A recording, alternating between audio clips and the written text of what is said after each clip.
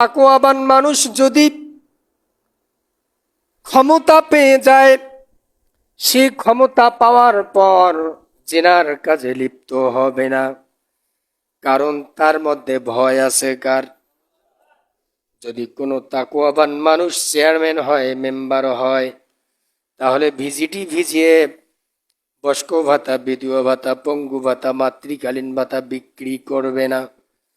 কারণ বিক্রি করতে গেলেই তার মনে যে ভয় আছে, ওই আল্লাহর কথা তার স্মরণ হয়ে যাবে, স্মরণ হয়ে যাবে। কারণ আমি একজন তাকওয়াবান, আমি আল্লাহকে ভয় করি। কাকে ভয় করি?